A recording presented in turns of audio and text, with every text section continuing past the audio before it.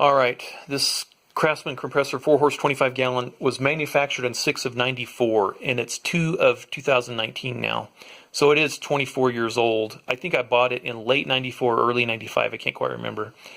And the only thing I've replaced on it is the switch, like I mentioned before, and probably about 5 years ago, just because it wore out. And then I forgot I'd changed the little air relief valve on the bottom, not the relief valve, but the drain valve on the bottom, because it I lived in a humid area for a few years and it was all full of water and had rusted closed, so I just changed that valve. Okay, so now back to the compression ring that I changed in it this time. So it's had a good life, and I don't use it every day, but I use it several times a month. Air tools, air up tires, whatever. So I'll just cut right to the chase, and then I'll get to the parts that I used. I timed the cycle time because it was just getting so loud and taking so long to charge up before I changed the compression ring, and it took 15 minutes to charge up, and it was so loud, and 15 minutes is, I don't know, it just seemed like a long time. So it went from 0 to 120 psi. Now, when I changed the compression ring, I timed it again, and from 0 to 120 psi, 5 minutes and 10 seconds. Okay, so we're talking 10 extra minutes per cycle of electricity. That's not a small motor, so I don't know how much electricity I was wasting, but this is just kind of a wear item, just like any engine. And I really never thought of it like that, but that pump the ring does wear out. So that little compression ring was a flat ring that it came, it wasn't preformed. It was a little hard to get inside the cylinder, but once I got it in, it was fine. I kind of bent the ring up around the piston, so it would kind of shape it like that before I tried to put it in the cylinder, and that helped a lot. So yeah, and so the parts, I started to buy the parts online off Amazon, and I thought I'd found my part number, but the part number that I found on this one was, this may not focus. All right, so there's a manufacture date, 6/1/94. So here's the part number, 919-15292, and all the compressors on Sears' website had either a 0 or a 1 or a 2 following this number.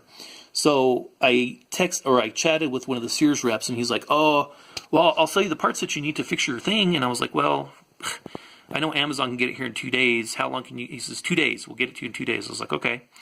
So he says, I'll give you all the parts you need. And I'm like, "Well, I don't need a bunch of parts. I just need the seal, the compression ring."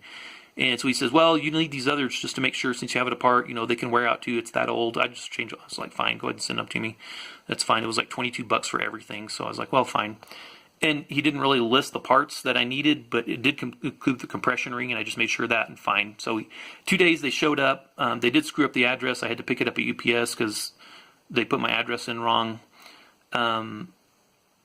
But I did get the parts, and they are the right parts. And so what they sent was, of course, this is the old one. There's a couple seals here. This one goes on the top of the cylinder. This one goes underneath the valve body, whatever thing is. I don't know what these washers are for. There was a bunch of washers. Was I supposed to change? I don't know where those go even. I looked at the parts list, and I'm not even sure where they went. And then he sent a muffler, and I was like, "Oh, cool, a muffler."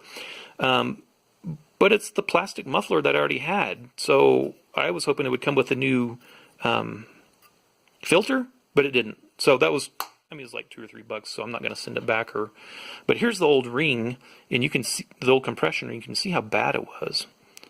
I don't know if it's focusing there, but you can see how worn out it was. It was just totally trashed, and I shouldn't have waited so long. The inside of the cylinder was scored. I should have taken some pictures of it. I did just sand it out with some 320, and then some 400, and then some 600, just to lightly get the grooves out, but try not to take too much off. And so now it's running pretty good. One mistake I did make when I was putting it back together, though, is it was taking a long time to charge up again. I was like, "Well, what's going on?"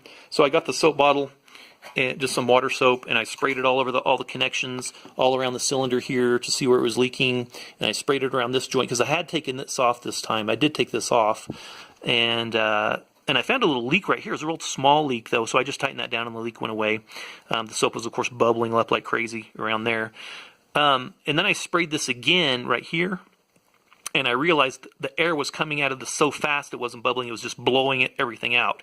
So I put my ear down there. It was just shooting out around here. So I took it back apart, and I realized I had messed up how the seal went on that, and then so I got it back together right, and then sprayed some more soap on it, and it doesn't leak now. So yeah, 15 minutes to 5 minutes. That was definitely a good investment, and I'll get the covers back on it now. And as long as this electric motor will keep going, I'm going to keep using it. I mean, 5 minute cycle time, and it is noticeably quieter. Noticeably, I mean, it's still loud. It's an old compressor, but it's noticeably quieter than what it was before. So success. We'll keep the old girl running.